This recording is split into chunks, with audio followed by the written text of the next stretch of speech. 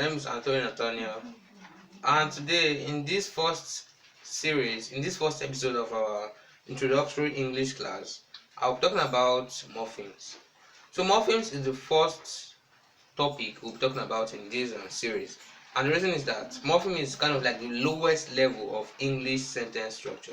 So whenever you start from morpheme, is when you will not build upon to your word, to your phrase, to your clause, then down to your sentence. So today, our morphemes. What's a morpheme? A morpheme is basically a word in English that cannot be divided into a simpler unit. So basically, a morpheme is the simplest unit of English language. So let me give examples of morphemes. For example, when you talk about a morpheme could be a noun. For example, a gun. Gun is a gun, right? Now this gun is a morpheme. Now this gun cannot be broken down into any other smaller unit. It is not formed from any other from two or more simpler units. So there are two things about morpheme. The first thing about morpheme is that a morpheme cannot be formed from two or more simpler, meaningful English units. So that means this gun is not formed by coming together of two or more meaningful units that are meaningful. And the second thing is that a morpheme cannot be broken down into any meaningful units. So a morpheme is basically the simplest structure, just like an atom. If you are a science student, you probably heard of atoms in chemistry. So morphemes are the atoms of English language. Now these morphemes, there are different types of morphemes, and there's what is known as the free and bound morpheme. Now the free morpheme is a morpheme that can exist on its own and still make sense. For example, this gun is a free morpheme. Why? Because you can see it gun, you can say a gun. Gun makes sense because you know what a gun is, right? Now, but if I talk about bound morpheme. Bound morphemes are morphemes that do not make sense on their own. Let me give you an example of bound morpheme. Bound morpheme is ER, EST. Now this attachment, you often see them ER, EST. They are actually attached at the end of sentences, like clever, cleverest. When you have clever, CLEVER, and then you add this ER or EST at the end of the clever. That ER and EST, they are known as bound morphemes. So moving on, after that bound morphemes, let's talk about the tree of morphemes.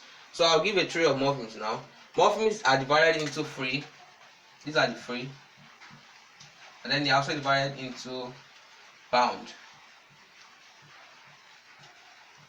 Yes. Now the bound morpheme are divided into the derivational and inflectional. Derivational, DRIVA,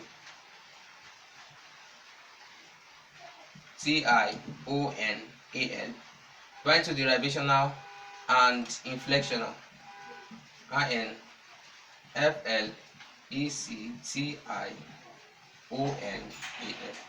Now these derivational and inflectional morphemes. Derivational morphemes are morphemes that whenever they are added to a sentence, they always change the part of speech. Whereas inflectional morphemes are morphemes which whenever added to a sentence, they don't change the part of speech. Now in these derivational morphemes, we also have what is known as affixation. So in this affixation, we have what is known as prefix and suffix. Now out of these derivational morphemes, some of them are prefixes, some of them are suffixes. Now these prefixes are the morphemic particles or the morphemes that are attached to the sentence at the beginning of the sentence. For example, if I say power, POWER. For a word like power, if I add the morpheme EM, this EM, because it comes before the word power, is known as a prefix. And you can see that the first of all, when I talk about power is a noun, right? But when I added empower, empower is a verb. You can empower somebody.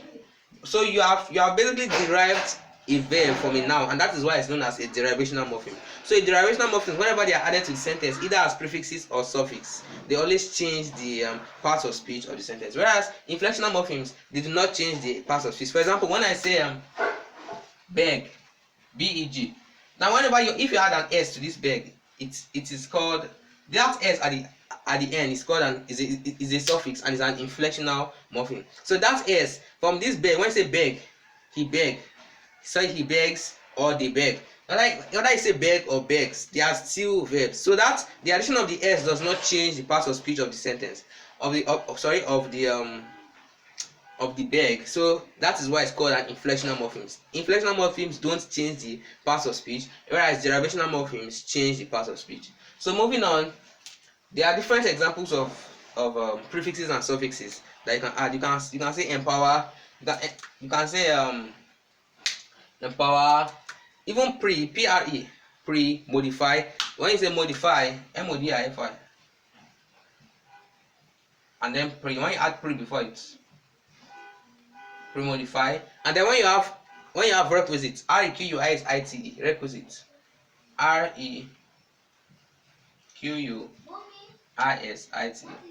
Now and then when pre comes before that requisite, it's still a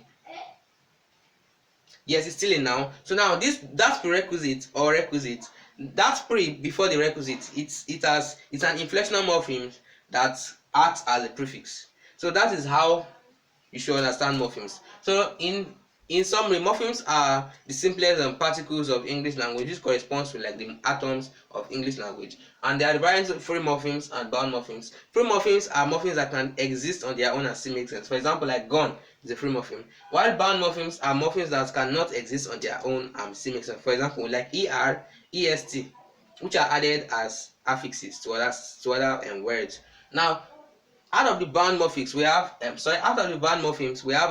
derivational morphemes, which are divided into prefixes and suffixes, and then we have inflectional morphemes. So these derivational morphemes, they change the part of speech of the sentence of the base word to which they are attached, whereas inflectional morphemes do not change the part of speech of the base word to which they are attached. So these are examples of this is an example of a derivational morphemes because it has changed the power to empower. So that power was previously a noun. Then when you add the em derivational morpheme, it changes into to empower, and this empower as a whole is now a verb. But in the second case, requisite, which is the base word, when you added the pre, it is still a noun. Requisite and prerequisite. So that is how morphemes work. Thank you for watching.